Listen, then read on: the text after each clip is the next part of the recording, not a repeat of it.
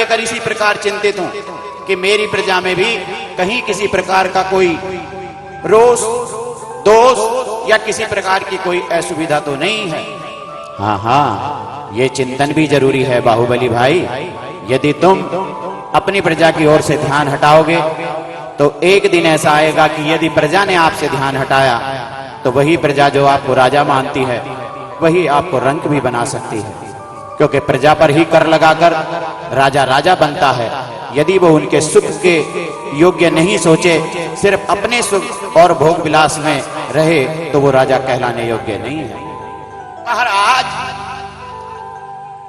एक कलाकार हैं जो आपकी सभा में अपनी विनयांजलि, भजयांजलि देना चाहते हैं। क्या मैं उन्हें यहाँ उपस्थित कर सकता हूँ? अवश्य लेकर आओ, परंतु उनसे कहना कि उनकी लेखनी, उनकी कला जो भी हो वो भक्ति से ओतप्रोत हो। हमें उसके अलावा और भी कुछ सुनना अच्छा नहीं लगता। जैसी आपकी आज्ञा महाराज, जैसी आपकी आज्ञा। बस मैं यूं गया और यूं आया, मैं यूं गया और यूं आया। अरे जब जाओगे तभी तो आओगे। हाँ हाँ, जाता है।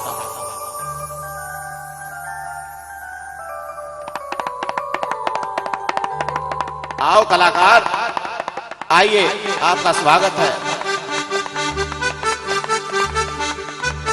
महाराज की जय हो, महाराज की जय हो। सभी सभासदों को मेरा प्रणाम। महाराज, एक छोटी सी प्रस्तुति मैं यहां पर देना चाहता हूं, क्योंकि ना तो मैं कोई विद्वान हूं और ना ही मैं कोई ज्ञानी। मैंने तो यूं ही बस सुना और जाना, तो मूक माटी को पढ़ लिया, और मूक माटी को पढ़ने के बाद जब मैं उसे बार बार पढ़ता हूं, उसे पढ़ने के बाद हर बार ऐसा ही लगता है कि मैंने उसके अंदर कुछ नया पाया है। ना जाने वो ऐसा ग्रंथ क्यों इतना दिव्य लगता है कि जिस बार भी पढ़ा जाता है उस बार उसके अंदर से कुछ ना कुछ नया ही दिखता है। बस मैंने उस काव्य को पढ़ा और जाना, कुछ शब्द अंकुरित हुए, उन्हीं को मैं आपको सुनाना चाहता हूं, यदि आज्ञा है। आज्ञा है, आज्ञा है। उसमें लिखा, मूक माटी से मैं इतना ही समझ पाया कि मूक जो कुछ कह ना सकता हो, जो हम मानवों की भाषा को ना जानता हो, उसे मूक कहा जाता है। परंतु फिर भी वो माटी बहुत कुछ कहती रहती है, और ये माटी ही है जो माटी से सब कुछ चलता आ रहा है, बनता जा रहा है। मैं माटी हूँ, आप माटी हैं, ये महल माटी है। बस यही सोचते सोचते मैंने अपनी लेखनी को आगे बढ़ाया। माटी का है भेद अनोखा, भेद समझ में नहीं आया। माटी का है भेद अनोखा, भेद समझ में नहीं आया। कितने रूप है माटी तेरे, तूने जग को भरमाया। माटी का है भेद अनोखा, भेद समझ में नहीं आया। मैं माटी हूँ, आप माटी हैं, ये पूरी प्रजा माटी है, लेकिन इस माटी के इतने रूप हैं कि वो समझ नहीं आते कि कितने इसके रूप हैं। देखो महाराज, ये सारी प्रजा माटी की है, परंतु हर किसी का रूप अलग लगता है। भरा रंग महलों में एक दिन, महल कहा सबने सुंदर। भरा रंग महलों में एक दिन, महल कहा सबने सुंदर। बिखर गई जब माटी एक दिन, महल कहलाया वो खंडर। इस माटी के माटी ने जाने कितने नगर बसाए हैं। कई दफा माटी ने माटी को माटी बीच मिलाए हैं। माटी जला कर माटी कर दी ये माटी की काया। माटी का है भेद अनोखा, भेद समझ में नहीं आया। कितने रूप है माटी तेरे, तूने जग को भरमाया। माटी का है वेदनों का वेद समझ में नहीं आया। जिन महलों में रंग भरा हो वो महल कहलाते हैं, और जब वो फूट जाते हैं तो वही महल खंडर कहलाते हैं। सिर्फ माटी का रंग बदलता है और सारी व्यवस्थाएं बदल जाती हैं। क्या कहा है?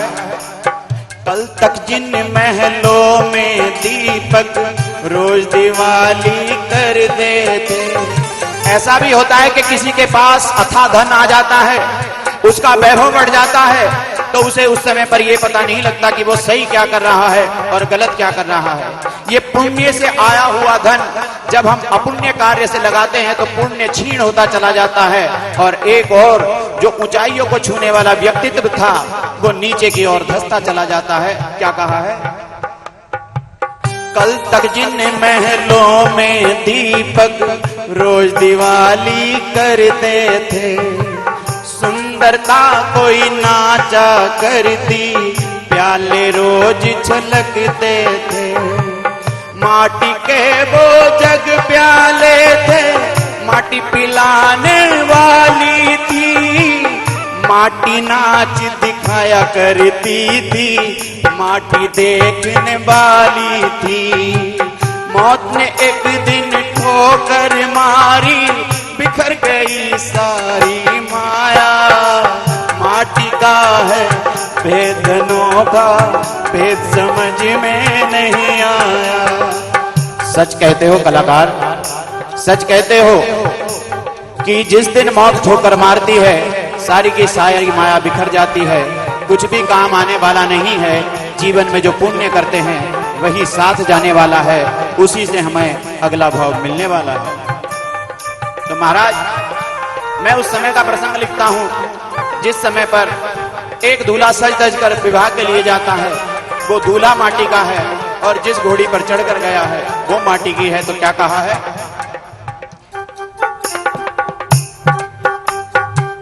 माटी पर चढ़ माटी एक दिन एक माटी के घर आई। इन दोनों माटी की शादी एक माटी ने करवाई। वो दूल्हा माटी का, वो घोड़ी माटी की, और जो इन दोनों का विवाह कराता है पंडित वो भी माटी का है। माटी पर चढ़ माटी एक दिन एक माटी के घर आई। इन दोनों माटी की शादी एक माटी ने करवाई। दोनों माटी के मिलने से गोद में माटी है आई।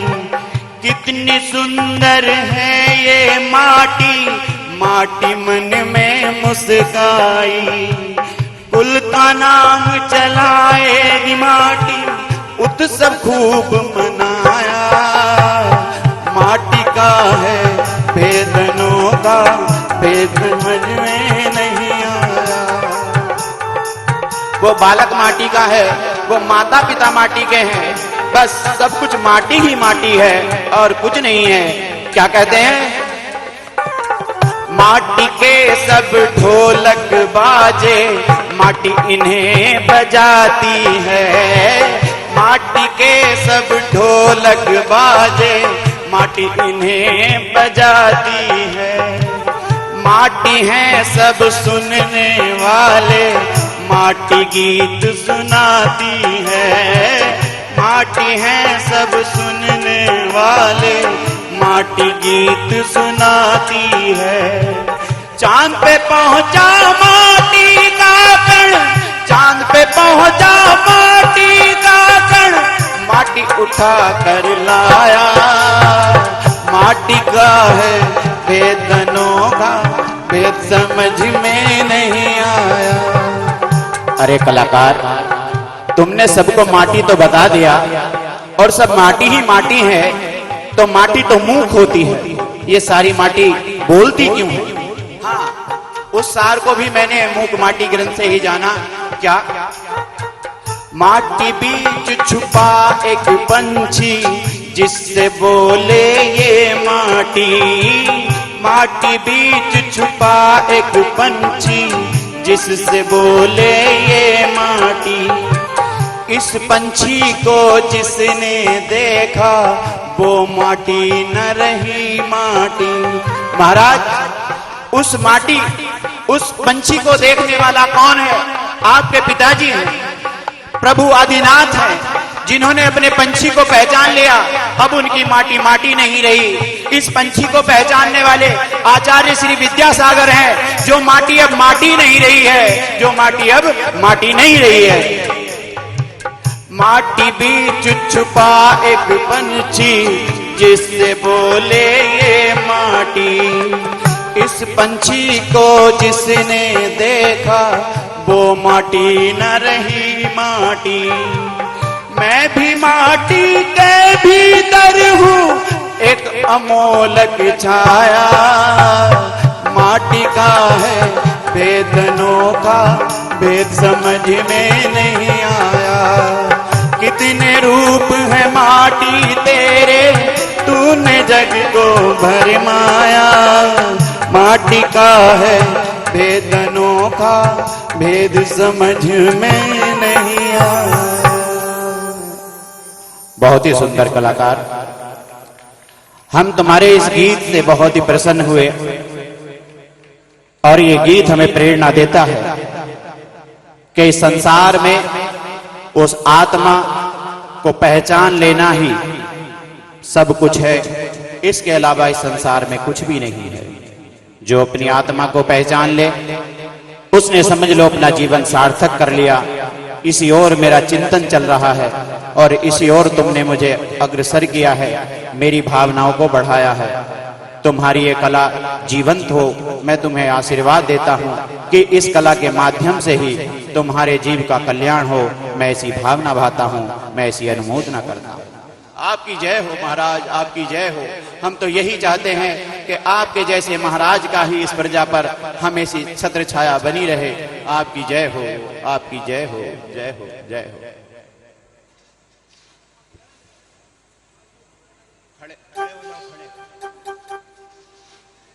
खड़े होकर बात करो भैया।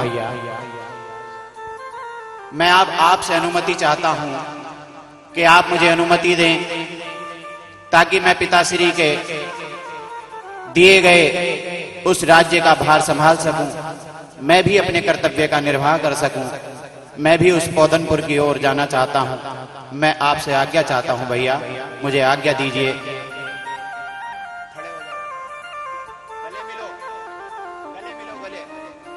मेरे छोटे भाई, मैं तुझे इसी भावना के साथ यहां से विदा करना चाहता हूं कि कभी भी तुझे ऐसा नहीं लगे कि तुम्हारा भाई तुम्हारे साथ नहीं है, क्योंकि तुम बचपन में मेरी बाहों में खेले हो बाहुबली। जब जब तुम मुझसे दूर होते हो तो मुझे ऐसा लगता है कि मानो मेरे शरीर का कोई अंग बिछड़ गया हो। किसी प्रकार की कोई चिंता ना करना।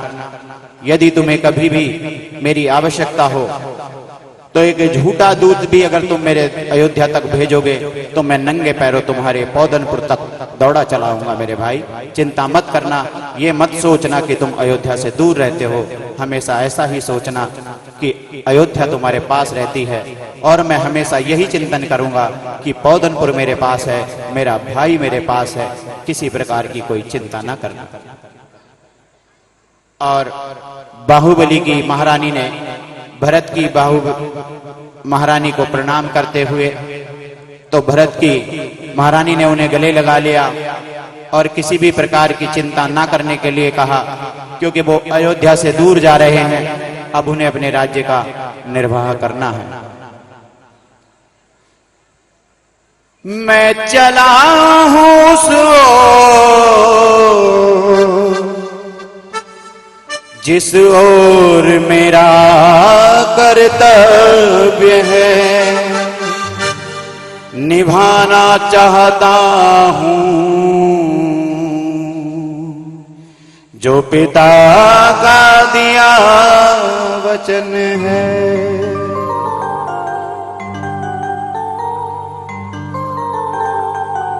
महारानी,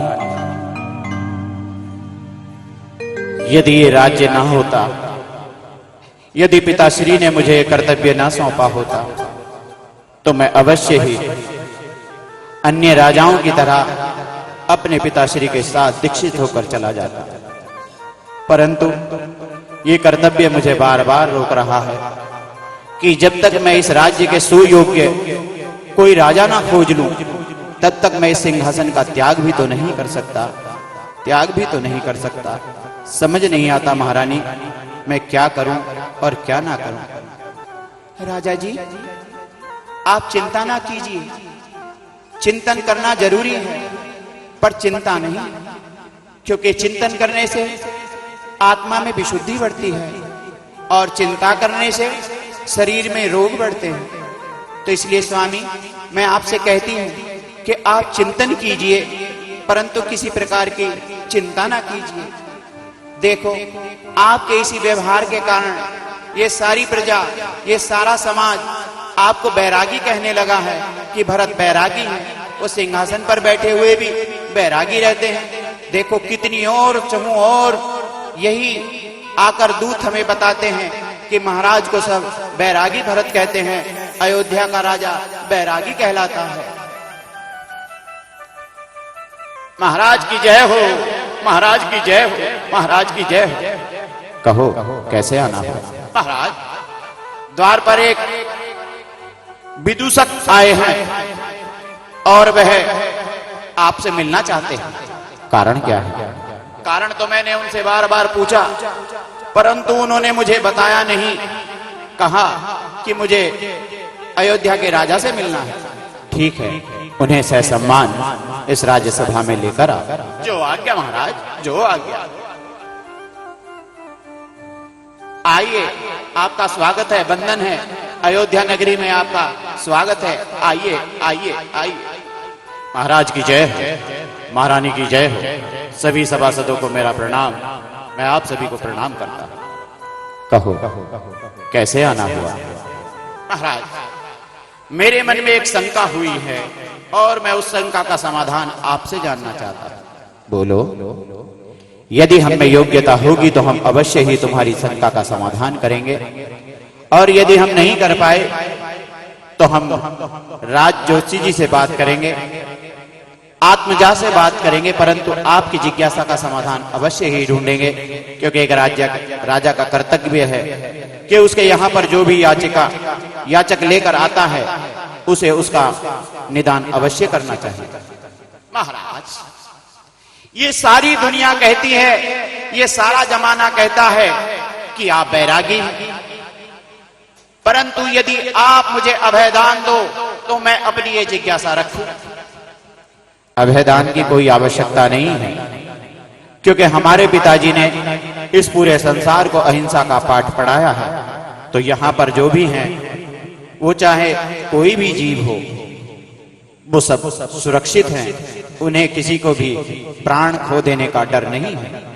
क्योंकि हमारे राज्य में, ये कहते हुए मुझे सुशोभित तो नहीं देता, परंतु बिना बताए पता भी तो नहीं चलता। ये वो अयोध्या नगरी है जहां सिंह और गाय एक साथ पानी पीते हैं। तो फिर तुम्हें अभयदान की क्या आवश्यकता। महाराज, यदि मन में संकोच होता है तो आवश्यकता होती है, और मुझे आवश्यकता है। तो ठीक है, हम तुम्हें अभयदान देते हैं। ठीक है महाराज, ठीक है। तो मेरी जिज्ञासा ये है कि राज सिंहासन पर भोग विलास में रहते हुए भला कोई राजा कैसे बैरागी हो सकता है। मुझे ये बात कुछ पचती नहीं। जब से मैंने इस बात को सुना है, जब से जाना है, तब से मुझे यही चिंतन होता रहता है, यही चिंता खाई जाती है कि एक राजा जो हमेशा भोग विलास भोगों में डूबा रहता हो, वो बैरागी कैसे हो सकता है। बैरागी तो वही हो सकता है जिसने इस संसार के सुखों को त्याग दिया हो। और आप तो कोई आम प्रजाजन नहीं, बल्कि एक राजा है। यहां पर किस प्रकार का दुख, किस प्रकार का सुख, सभी चिंताएं तो आपकी पलक निवेश मार्ग में दूर हो जाती हैं। तो भला फिर भी आप बैरागी। नहीं राजन, नहीं, ये मिथ्यात्व तुमने पूरे संसार में फैलाया है, और मैं आज इस संसार की आंखों से ये पट्टी खोल के रख दूंगा कि जो समाज जो व्यक्ति राजा भरत को बैरागी कहता है कि वो देखो वो बैरागी नहीं है, क्योंकि सत्य जानना प्रजा का हक है और आपका निदान करना यह आपका दायित्व है। मुझे बताओ कि आप बैरागी कैसे हैं? देखो, तुम मानो या ना मानो, मुझे इस बात के लिए प्रमाणित करना कोई जरूरी नहीं है, क्योंकि वो मेरी आत्मा है, मेरा चिंतन है, मेरा कल्याण है। उसमें संसार से क्या लेना देना। इस बात को जताना कोई जरूरी नहीं है कि मैं सभी को ये बताऊं कि मैं बैरागी हूं। इस समय पर अगर योग्यता बनती है तो वो बस ये बनती है कि मैं एक राजा हूं, ये मेरी सारी प्रजा को पता होना चाहिए। मैं बैरागी हूं, ये जानना तो मेरे परिजनों के लिए भी आवश्यक नहीं है, तो फिर तुम क्यों जानना चाहते हो? यही महाराज, यही, क्योंकि राजनीति और कूटनीति एक ऐसा विषय है कि जिस पर राजा एक से एक नीति चलाते हैं, और आज जिस बीज को आपने अंकुरित किया है ये आगे चलकर इतना बड़ा वृक्ष बनेगा कि जिसका आप अपने आप में इतना अच्छा उपयोग कर पाओगे कि ये भोली भाली जनता समझ भी नहीं पाएगी। देखो, तिनके के समान भंगुर समझने वाले इस राजपाट को मेरे पिताश्री ने एक क्षण छोड़ने में देर नहीं लगाई, और उसी पल का मैं इंतजार कर रहा हूं कि कब वो अवसर आए। मैं भी इस सिंहासन को त्याग देना चाहता हूं, परंतु इस समय कोई भी मुझे इस योग्य दिखाई नहीं देता कि जिसे मैं अपना ये राजपाट सौंप सकूं। इसलिए जब तक कोई मुझे योग्य पात्र नहीं मिलता तब तक मुझे तो इस राज पर राज्य करना ही होगा। हाँ, पहले आपने कहा कि दुनिया समझे तो समझे, जाने तो जाने, ना माने तो ना माने, और अब कहते हो कि आपको ये राज्य भी पसंद नहीं है। वाह महाराज, आपके पास जितनी मीठी छुरी है शायद ही किसी के पास होगी, क्योंकि आपने तो अपनी इस बातों में इतनी चंचलता इतनी हासिल कर ली है कि आप जब चाहो सामने वाले को तुम अपना कर सकते हो, अपने घुटनों में ला सकते हो, अपने चरणों में ला सकते हो। नहीं, मुझे आवश्यकता नहीं है। सच में मैं तुमसे कहता हूं कि मैं इस राज सिंहासन पर सिर्फ और सिर्फ अपने पिता के दिए हुए कर्तव्य को निभा रहा हूं, इसके आगे और कुछ भी नहीं है। यदि मैं राजा ना होता तो अब तक तो मैंने इस नगर को भी त्याग दिया होता। हाँ, यही आपकी मीठी मीठी बातें, यही आपकी ये चीकनी चुपड़ी बातें जब धीरे धीरे इस पूरे संसार में फैल जाएंगी तो सारा संसार आपके चरणों की ओर देखेगा और आप फायदा उठाओगे और अन्य राजाओं को भी अपने चरणों के नीचे तुम कुचल डालोगे महाराज। क्योंकि मैं जानता हूं जो हाथी होता है ना, हाथी, उसके दांत दिखने वाले और होते हैं और खाने वाले और होते हैं महाराज। ये अभियोग लगाने से पहले तुम्हें सोच लेना चाहिए कि तुम किस पर यह अभियोग लगा रहे हो। देखो, तुम मुझे बार बार प्रेरित कर रहे हो कि मुझे क्रोध आ जाए, परंतु सच में मैं शांति प्रिय राजा हूं, मुझे कोई क्रोध नहीं आता। यदि तुम्हारी शंका का समाधान हो गया हो तो तुम जा सकते हो।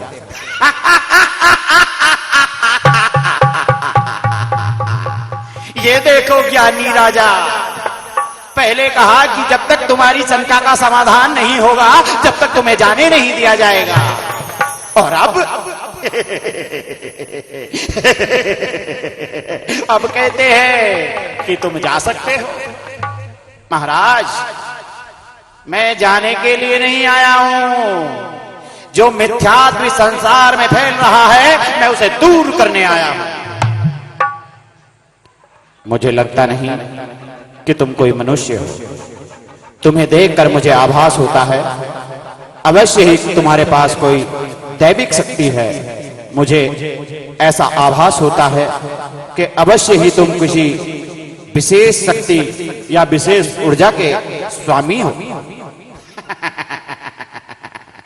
महाराज, समझ गया, मैं समझ गया। अब आप अपनी चपलता में मुझे भी अपने पक्ष में करना चाहते हो, मुझे ऊर्जा की शक्ति का स्वामी कहकर, मुझे किसी पदभार पर यहां बैठाकर, क्योंकि इस समय पर मैंने आपके विरोध में अपनी आवाज उठाई है, तो उसे भी तुम बड़ी शांति से दबा देना चाहते हो। महाराज समझ गया, मैं समझ गया, परंतु मैं मंथन करके आया हूं, मैं ये सोच के आया हूं, मैं ये विचार करके आया हूं कि जब तक मेरी जिज्ञासा का समाधान नहीं होगा तब तक मैं यहां से नहीं जाऊंगा। और यदि तुम्हें मुझे यहां से भेजना ही है तो अपने मुख से तुम्हें कहना होगा कि तुम बैरागी नहीं हो। मैं नहीं कहता कि मैं बैरागी हूं। आपने अपने मंत्रियों द्वारा, अपने मित्रों द्वारा, अपने सभासदों द्वारा सभी जगह ये बात फैलाई है कि तुम बैरागी हो, और अब कहते हो कि मैं बैरागी नहीं हूं। हर कोई ऐसा ही करता है जैसा आपने किया है। यदि सत्य है तो साबित करो। मुझे थोड़ा समय चाहिए। थोड़ा? अब आपने मुझसे थोड़ा समय मांगा, फिर कहोगे और थोड़ा समय चाहिए, फिर कहोगे और थोड़ा समय चाहिए, और फिर मुझे किसी ना किसी बात का लालच देकर तुम मुझे समझा ही लोगे। परंतु महाराज मैं आपको बता देता हूं, यदि मेरी शंका का समाधान ना हुआ तो ये बात कई नगरों तक जाएगी, बहुत दूर दूर तक जाएगी, क्योंकि मेरा कार्य सिर्फ और सिर्फ विवेचन करने का है। मेरे द्वारा एक कार्य मैं आपको करने के लिए कहता हूं, यदि वो तुमने कार्य कर लिया तो अवश्य ही मैं तुम्हारी जिज्ञासा का समाधान करूंगा। ये लो, फंसा दिया। राजा हो तो ऐसा, ये होती है ज्ञानियों की बात। अब इनके ज्ञान के आगे मेरा ज्ञान छोटा पड़ने लगा है। मैंने इनको एक प्रश्न दिया तो इन्होंने उस प्रश्न का उत्तर ना देते हुए प्रति उत्तर में मुझसे ही एक प्रश्न कर दिया। परंतु मैं भी महाराज आपके प्रत्येक प्रश्न का उत्तर दूंगा, परंतु मैं भी अपने प्रश्न का उत्तर लेकर जाऊंगा। तो ठीक है द्वारपाल, अब क्या करोगे महाराज? बेड़ियां लगवाओगे? नहीं नहीं, तुम हमारे अतिथि हो, तुम्हारा सम्मान किया जाएगा। ये द्वारपाल किस लिए बुलवाया है? यही सम्मान करेगा, यही व्यवस्था बनाएगा। ठीक है, बनाओ व्यवस्था। द्वारपाल जाओ और एक बड़े कटोरे के अंदर इतना तेल भरकर लाओ कि उसमें एक बूंद की भी जगह शेष ना हो। इतना तेल कैसे पीऊंगा? कैसे राजा है, तेल पिला पिला कर मार देना चाहते हैं। दुनिया सम्मान में दूध पिलाती है, मिष्टान खिलाती है, 56 भोग खिलाती है। अवश्य ही बहुत चतुर महाराज है। अब तेल मंगवा रहे हैं मुझसे, कहेंगे कि तेल पी कर दिखा। अब तेल पिया नहीं जाएगा तो मुझे यहां से जाना पड़ेगा। जाओ द्वारपाल, लबालब भर के एक कटोरा तेल लेकर आओ।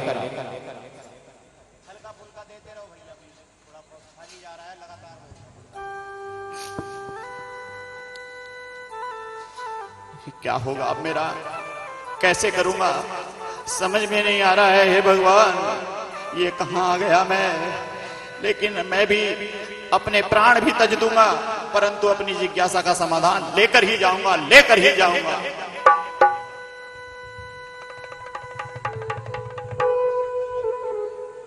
महाराज की जय हो। मैं ये तेल भरकर ले आया। अरे क्या तेल भर के ले आया है? पी ले अब इसको। नहीं नहीं, राजा जी ने मंगवाया। कहिए राजा जी, अब इसका क्या करना है? ये जो हमारे अतिथि हैं, इनके हाथ में इस तेल को रख दो। अब तेल को हाथ में रख दो।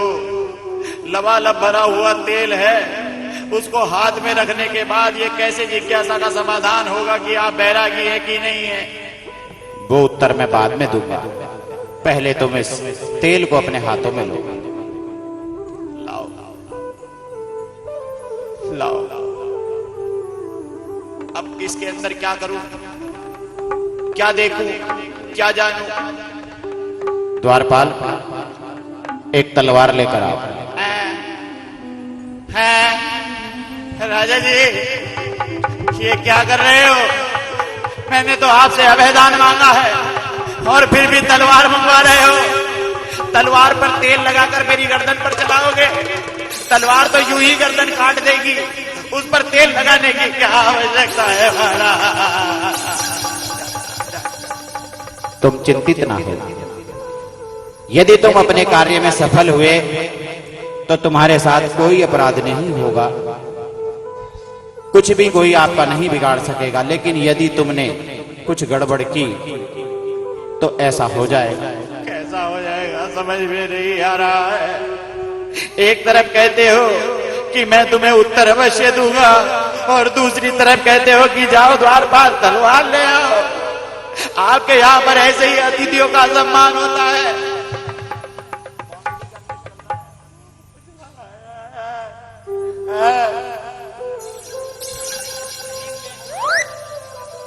क्या करूं महाराज? मेरे घर में छोटे छोटे बच्चे, मेरी पत्नी है, वो क्या जानेगी, क्या सोचेगी, क्या मानेगी कि मैं राजा के पास अपनी आपका अपयश फैलेगा महाराज कि आपने एक अपने अतिथि को अपने ही आंगन में मरवा डाला। महाराज ऐसा अपराध मत करो। आप बैरागी हो, बैरागी बने रहो। मेरे प्रश्न का उत्तर मिले या ना मिले मुझे जाने दो। ये अपना कटोरा किसी को दिलवा दो महाराज, कोई ले ले तो अच्छा है। इसके अंदर से एक बूंद भी नहीं गिरनी चाहिए। अरे ये कौन सी समस्या है कि इसके अंदर से एक बूंद भी नहीं गिरनी चाहिए? महाराज मैं तलवार ले आया। इस तलवार को खड़े रखो और इस अतिथि के पीछे पीछे गर्दन के साथ लगाकर चलना। यदि इस कटोरे के अंदर से एक बूंद भी नीचे गिर जाए तो इनकी गर्दन काट देना। नहीं नहीं, मैं तुम्हारे लिए एक व्यवस्था बना रहा हूं। इस तेल को लेकर हमारे महल के चारों द्वार तुम्हें देख कर आने हैं, परंतु उसके साथ शर्त यही है कि वो जब तुम महलों के द्वारों को देख कर आओ तो इसके अंदर से एक बूंद भी नीचे नहीं गिरनी चाहिए। यदि एक बूंद भी नीचे गिर गई तो मैं तुम्हारे प्रश्न का उत्तर नहीं दूंगा। ये ठीक है, लेकिन ये ठीक नहीं है कि अगर बूंद नीचे गिर गई तो तलवार नहीं, वो सिर्फ तुम्हारी सुरक्षा के लिए है। ये ठीक है, महलों के अंदर भी ऐसे सुरक्षा हो रही है। जाओ द्वारपाल, तुम इनके साथ साथ रहना और ये आगे आगे चारों द्वारों को देख कर आएंगे। पूर्व से लेकर दक्षिण तक के द्वारों को ये देख कर आएंगे। तुम्हें सिर्फ और सिर्फ इनके पीछे चलना है। ये ध्यान रखना है कि बूंद नीचे ना गिर जाए। और मैं ये भी आश्वासन तुम्हें देता हूं कि द्वारपाल तुम पर तलवार नहीं चलाएगा। ये तो सिर्फ और सिर्फ उपहास है। सिर्फ ये दृष्टि बनाकर रखेगा कि एक बूंद भी नीचे ना गिर जाए, इसलिए तुम्हारे साथ रहेगा। यदि एक बूंद भी नीचे गिरी तो मैं तुम्हारी बात का उत्तर नहीं दूंगा। और यदि तुमने एक बूंद बिना गिराए और चारों द्वारों को देख कर आ गए तो मैं तुम्हारी जिज्ञासा का समाधान दूंगा। ठीक है, ठीक है, आजा भाई, पीछे पीछे आजा। रे तेल की बूंद, रे तेल की बूंद तू टपक ना जाना, टपक ना जाना। हे बूंद तू टपक ना जाना, हे बूंद तू टपक ना जाना। ओ बूंद तू टपक ना जाना, हे बूंद तू टपक ना जाना। अगर टपकी तो नीचे न आना। ओ बूंद तू टपक न जाना, ओ बूंद तू टपक न जाना, ओ बूंद तू टपक न जाना। अगर टपकेगी तो नीचे न आना, ओ बूंद तू टपक न जाना, टपकेगी तो नीचे न आना, ओ बूंद तू टपक न जाना, टपकेगी तो नीचे न आना, ओ बूंद तू टपक न जाना, टपकेगी तो नजर न आना, ओ बूंद तू टपक न जाना। अतिथि, तुम तो वापस हमारे राज्यसभा में आ गए हैं? आ गया है? कब आ गया? पता ही नहीं चला। मैं कब यहां से चलकर वापस यहीं पर आ गया। अब पूछो क्या पूछना चाहते हो, फिर मेरी शंका का तुम समाधान देना। मैं तुमसे पूछना चाहता हूं कि जब तुम पूर्व के द्वार पर गए तो तब तुमने वहां क्या देखा? उस द्वारपाल से पूछ लो। मैंने पूर्व के द्वार को देखा है महाराज, मैंने पश्चिम के द्वार को देखा है महाराज, मैंने उत्तर के द्वार को देखा है महाराज, और दक्षिण के द्वार को भी देख कर आया हूं महाराज। उसके लिए साक्षी ये आपका द्वारपाल है। मैं तुमसे जानना चाहता हूं कि तुमने पश्चिम के द्वार पर देखा क्या है? वहां का आभा मंडल, वहां की व्यवस्थाएं कैसी हैं? कोई निशानी तो वहां की बताओ। पश्चिम की निशानी, पश्चिम की निशानी, पश्चिम की निशानी, पश्चिम के द्वार की निशानी, कैसी की निशानी? क्या था महाराज? वहां पर द्वार था। ये तो मुझे भी पता है वहां पर द्वार है, परंतु ये बताओ कि कोई कुछ वहां पर तुम्हें कोई विशेष कुछ दिखाई दिया? विशेष तो कुछ भी नहीं था। और उत्तर के द्वार पर? वहां भी कोई विशेष नहीं था। दक्षिण के द्वार पर? महाराज चारों तरफ द्वार ही द्वार है, वहां क्या विशेष होगा? बस द्वारपाल होंगे और क्या। पूर्व के द्वार पर? वहां भी बस द्वार है और क्या है, कुछ भी विशेष नहीं है। तो तुमने देखा ही क्या? पश्चिम के द्वार पर हमेशा नृत्यांगनाएं नृत्य करती हैं, हमेशा भक्ति भाव में रची हुई सभी को भक्ति भाव बताती रहती हैं, भक्ति के गीत गाती रहती हैं। पूरा का पूरा पश्चिम द्वार का आभा मंडल ऐसे देखने में लगता है कि मानो वो द्वार नहीं, कोई जिनालय है। तुम्हें वो दिखाई नहीं पड़ा? कैसे दिखाई देता महाराज? आपने लबालब भर के कटोरा तेल का मेरे हाथ में दे दिया और कहा कि इसकी बूंद अगर टपक गई तो आप मेरी जिज्ञासा का समाधान नहीं दोगे, और ऊपर से कहा कि द्वार देखकर चले आओ, और ये तलवार लेकर मेरे साथ में खड़ा हो गया। भला ऐसे द्वार दिखेंगे? ये कटोरा यहाँ पर रखो, अभी मैं चारों द्वारों को देख कर आता हूँ और बताता हूँ आपको। ठहरो, जिस व्यवस्था से हमने तुम्हें भेजा था उसी व्यवस्था से तुम्हें देख कर आना था, और तुमने उस व्यवस्था से देखा नहीं है, तो इसलिए मैं समझता हूं कि तुम्हारे प्रश्न का उत्तर देने की मुझे कोई आवश्यकता भी नहीं है। नहीं, आपको देखना होगा। मैंने उत्तर का द्वार देखा है। उत्तर के द्वार पर, उत्तर के द्वार पर, उत्तर के द्वार पर क्या हो रहा था? हाँ, झगड़े की आवाजें आ रही थी। नहीं, वहां पर बिगुल बज रहे थे, वहां पर नगाड़े बज रहे थे। उस द्वार पर हमेशा सैनिकों का प्रशिक्षण चलता रहता है। ये कैसी विडंबना में फंसा दिया महाराज। मैंने सोचा कि अपने ज्ञान से मैं तुम्हें मोह लूंगा, परंतु आपने तो अपने ज्ञान में मुझे फंसा ही दिया। मैं आपसे हार गया और जाता हूं मैं अपने नगर की ओर। मैं हार गया। मैं समझ गया कि आप मुझे उत्तर नहीं देंगे। आप बहुत ज्ञानी हैं, आप बड़े चालाक हैं महाराज, आपकी जय हो। ठहरो, इस कटोरे की बात में आपकी जिज्ञासा का उत्तर है। उत्तर? इस कटोरे के तेल में और उसकी तलवार के मेल में भला कहां से उत्तर आया? जिस प्रकार तुम्हारे पीछे एक नंगी तलवार चल रही थी, उसका भी तुम्हें भान हमेशा हो रहा था। जिस प्रकार तुम्हारी